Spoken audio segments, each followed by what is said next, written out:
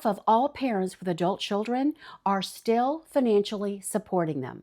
They're not teenagers, they're not college kids, they're adults. And on average, these parents are giving nearly $1,500 a month, which is more than twice what they're putting into their own retirement. Let me say that again. Working parents are spending 2.5 times more on their grown children than they're saving for their own futures. If that number makes your jaw drop, this video is for you because today we're going to talk about it. The conversation that nobody wants to have. How to love your kids, support your kids, and still retire without going broke doing it. Let's start with some compassion because this isn't about bad parenting. It's about generational collision. Your kids are facing a different economy than you did. Housing prices have outpaced wages by a wide margin. Roughly 1 in 3 adults aged 18 to 34 is living with a parent. Student loans are crushing. Entry-level jobs don't pay what they used to. This is real, and if you're helping your kids navigate it, that comes from a good place. But here's where it gets complicated. More than 60% of parents who support adult children say they've sacrificed their own financial security to do it. And 37% say they've pulled money directly from their retirement savings. That's not generosity. That's a crisis that nobody's talking about because it feels like love. The comment that inspired this video came from someone who said they were approaching retirement but needed more space for their grown children. And the question underneath that question is the one millions of parents are asking. How do I take care of my kids and still take care of my future? There are 3 traps I see parents fall into, and they all come from the same place, a good heart without a clear boundary. Here's trap number 1, the open-ended arrangement. Your adult child moves home. Maybe they lost a job, ended a relationship, or just can't afford rent.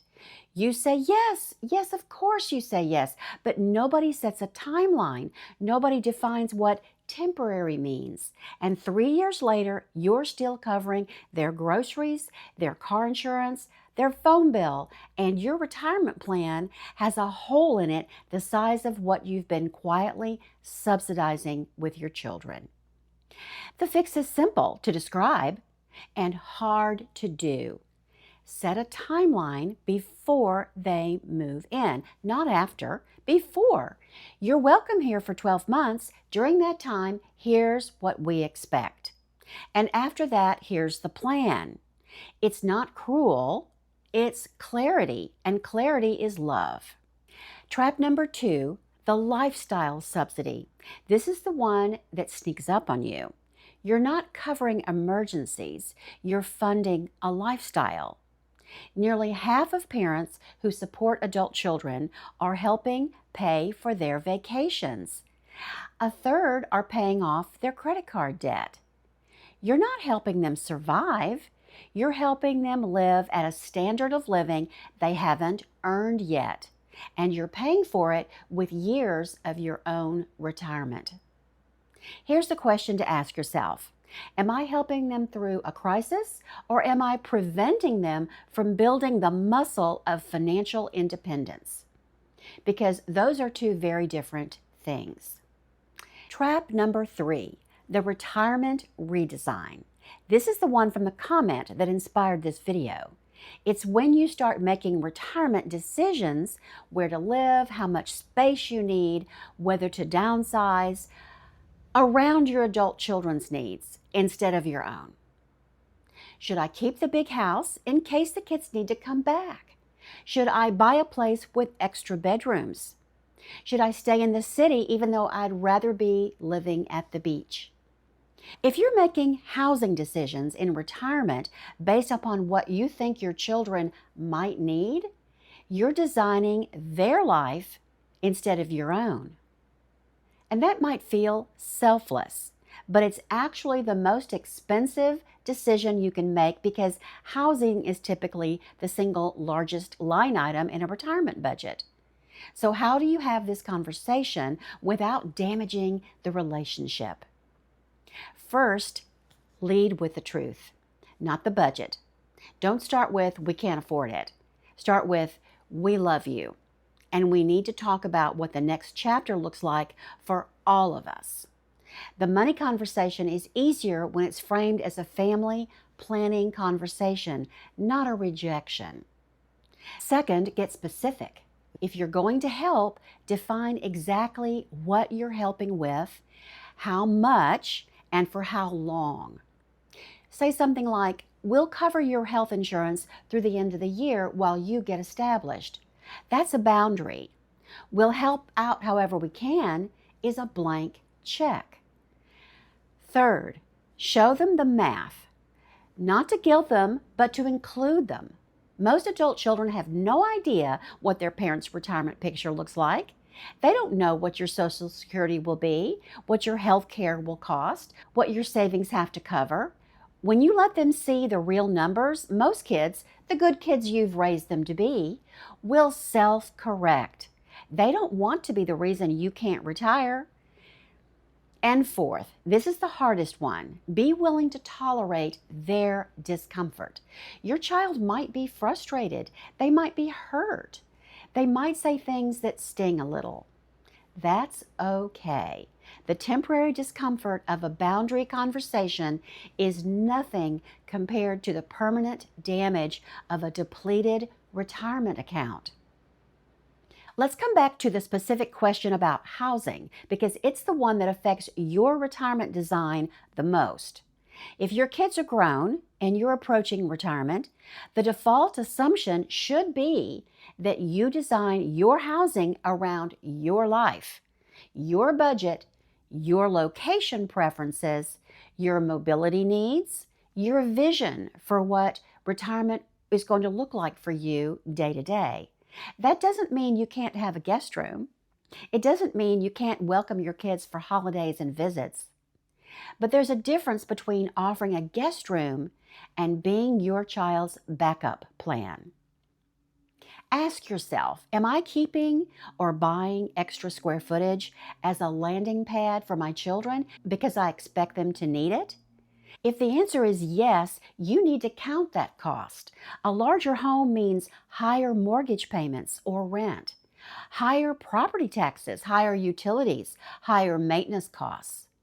Over a 20-year retirement, the difference between a right-sized home and an oversized one could easily be 6 figures and more. And here's the deep down foundational truth. Keeping the big house doesn't solve their problem. It delays it. If your child needs to build independence, having a permanent safety net at mom and dad's house can actually make that process harder, not easier. The most loving thing you can do is build your retirement on a foundation that's strong enough to last so that you never become a financial burden on the very kids you're trying to help. Here's how I think about this through my 3 pillars. Prosperity, know your numbers. Know exactly how much you're giving, lending, or subsidizing. Put it on paper. Then ask yourself, does my retirement plan still work with this number in it? If not, something has to change. Purpose. Your purpose in this chapter is not to be the bank of mom and dad. You spent decades providing for your child. Your purpose now is to show your kids what it looks like to live well, to design a life with intention, to be generous without being depleted. That's the best inheritance you can leave them, not money. A model. The play pillar. Design your time, your home, your location around what lights you up, not around what your kids might need 3 years from now. You've earned that. And your kids, even if they don't say it yet, they want that for you. I know this message might have been hard to hear. It was hard to say because the instinct to take care of your kids doesn't have an off switch. And I would never ask you to flip one. But I will ask you this: who's designing your retirement? You or the people you love who aren't thinking about your future the way you think about theirs? If this hits home, drop a comment. Tell me your version of this story. Are you the parent who's supporting adult kids? Are you the adult child who didn't realize what it was costing? I read every single comment, and your honesty helps someone else feel less alone. Subscribe if you haven't yet. We're building something here, a community of people who are designing their retirement, not just defaulting into it. I look forward to seeing you in the next one.